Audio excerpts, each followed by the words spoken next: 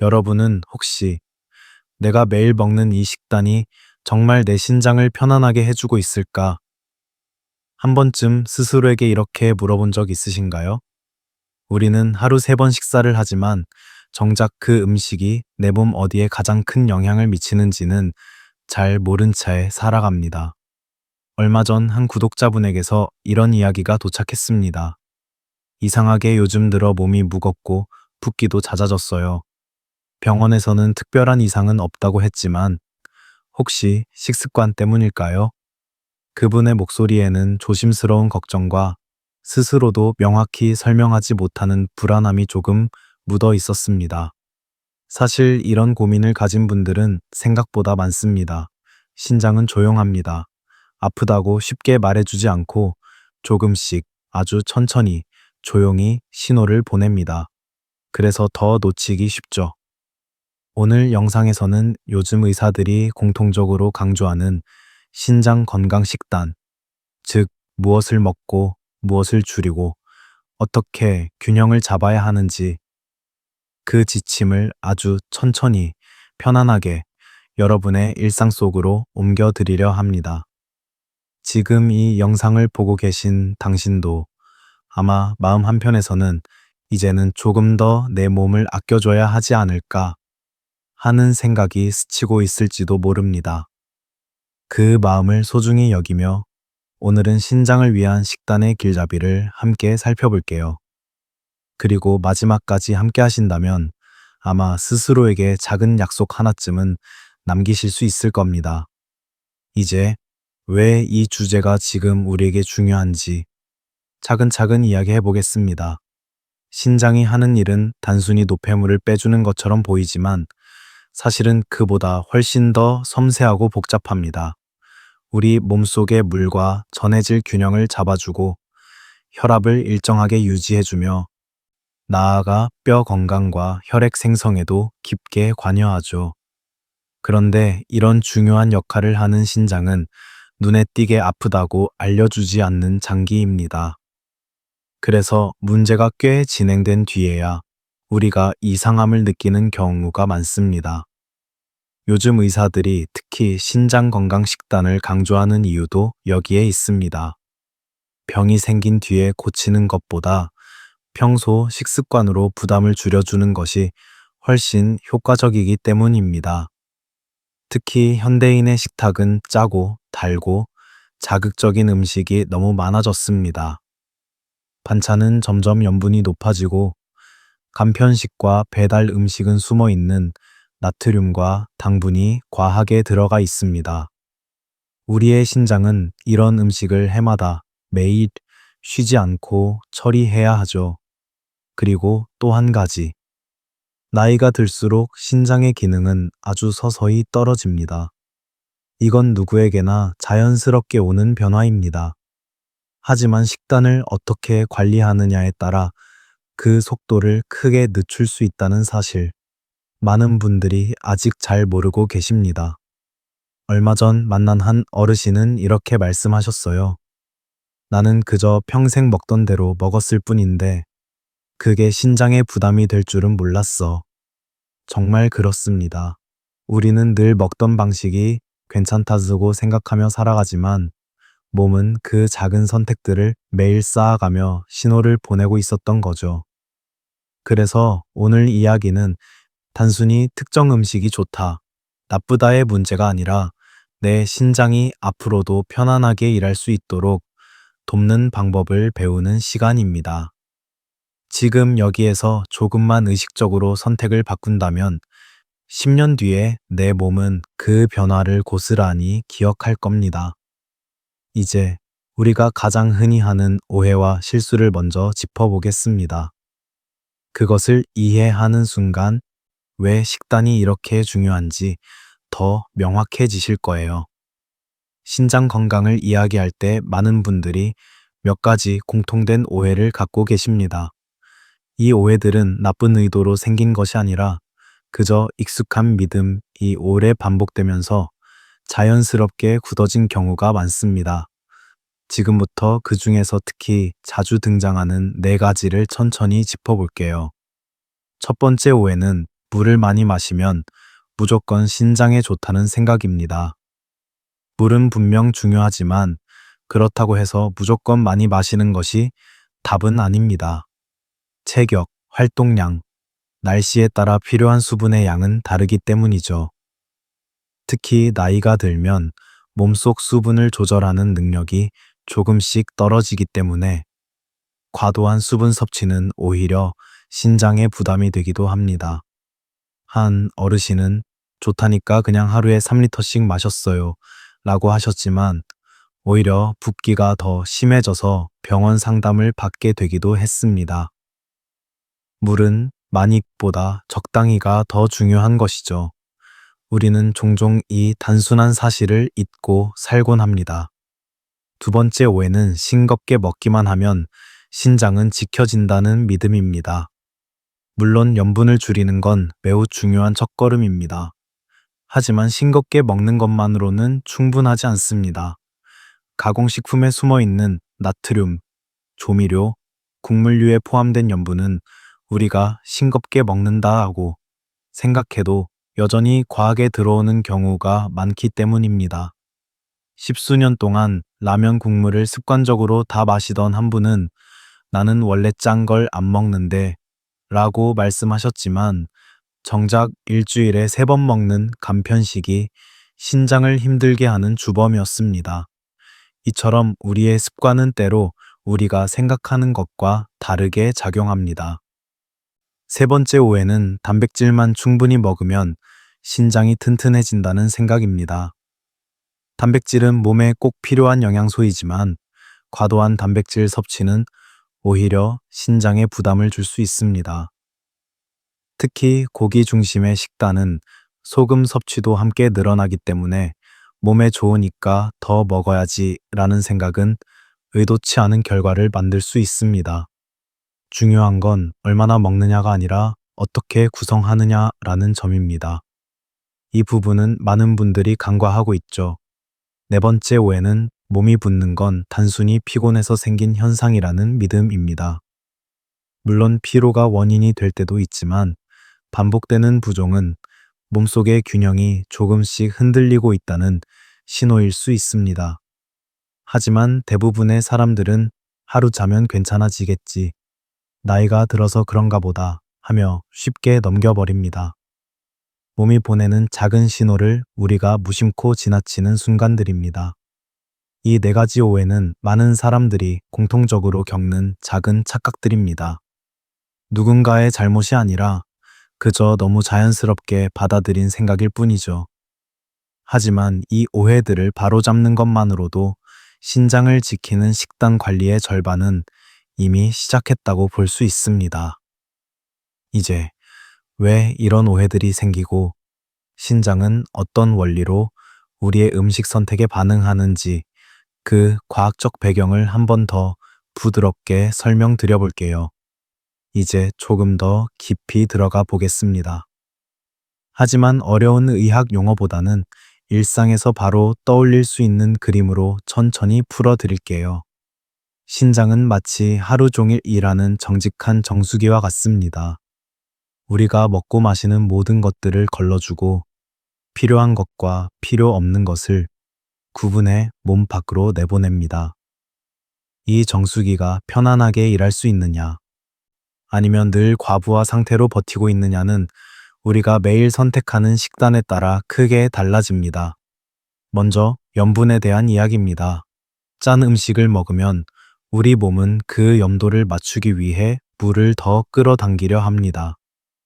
피 속의 염도가 높아지면 신장은 이 균형을 맞춰야겠다 하고 더 많은 물을 잡아두고 그 결과 몸이 붓거나 혈압이 올라가기 쉬워지죠. 이 과정이 반복되면 신장은 계속해서 많은 일을 해야 하고 결국 지치기 시작합니다. 그래서 의사들이 가장 먼저 말하는 것이 바로 염분 조절입니다. 염분은 눈에 보이지 않지만 신장에게는 무게가 되는 짐과 같습니다. 다음은 단백질과의 관계입니다. 단백질은 우리 몸의 근육과 세포를 만드는 중요한 재료지만 그 부산물을 처리하는 과정은 신장에게 꽤 많은 에너지를 요구합니다. 특히 단백질이 과한 식단은 신장을 더 빠르게 움직이도록 만들죠. 젊고 건강할 때는 큰 문제가 안 될 수도 있지만 나이가 들수록 신장의 여유는 서서히 줄어들기 때문에 과한 단백질 섭취는 부담이 될 수 있습니다. 이것은 몸을 위한 영양 섭취가 때로는 신장에게는 무거운 숙제가 될 수도 있다는 점을 알려줍니다. 또 한 가지, 수분의 균형입니다. 물을 충분히 마시는 것은 좋지만 너무 많이 마시면 오히려 신장이 처리해야 할 작업량이 늘어납니다. 마치 종일 회전하는 세탁기에 빨래를 계속 더 넣는 것처럼요.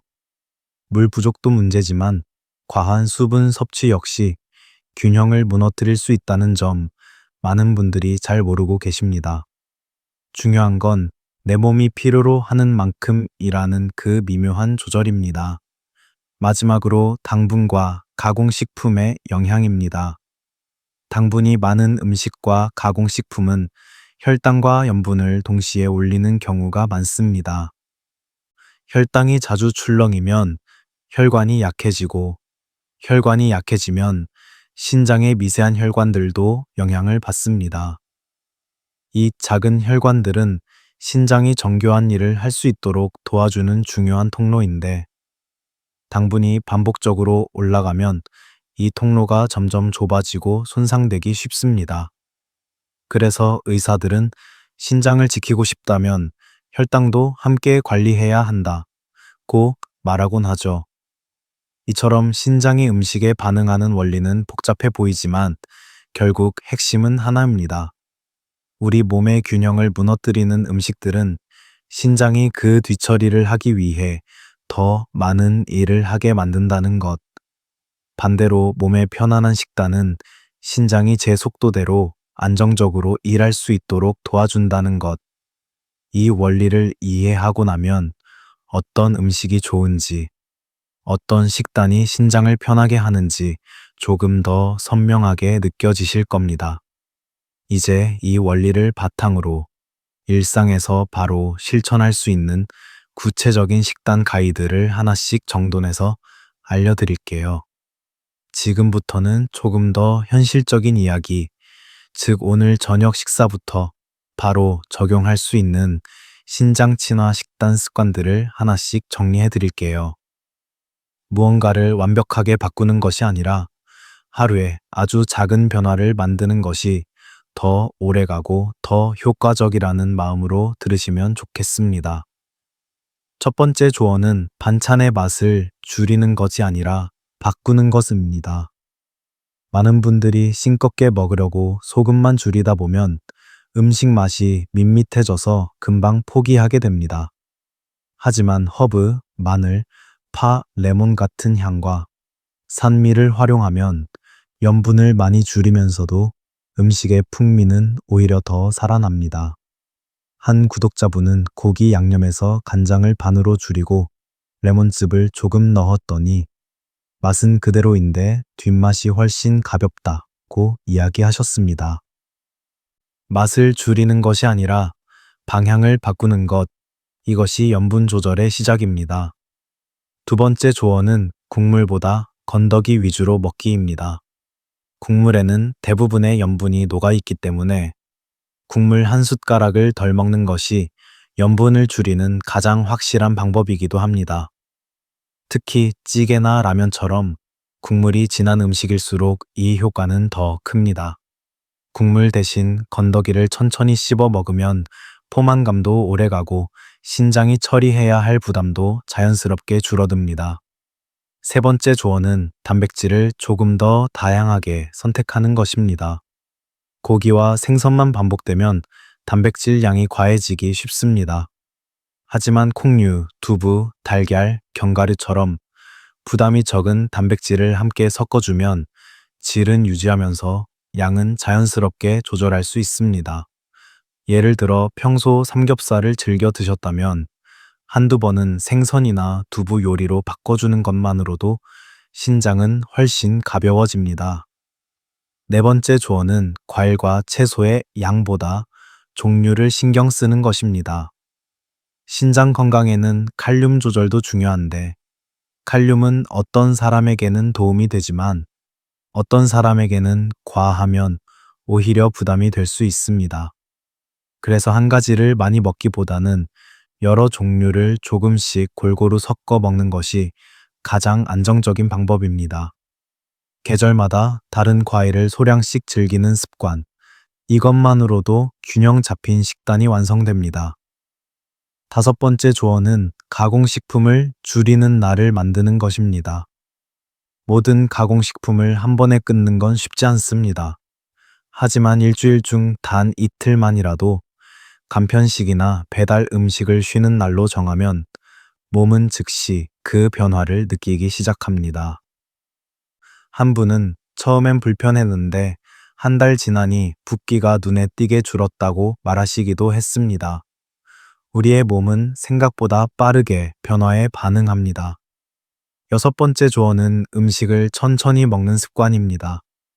급하게 먹으면 맛을 제대로 느끼지 못해 자극적인 음식을 더 찾게 되고 포만감을 느끼기도 어려워 과식하기 쉽습니다. 식사 속도를 조금 늦추는 것만으로도 염분, 단백질, 당분 섭취가 자연스럽게 줄어듭니다.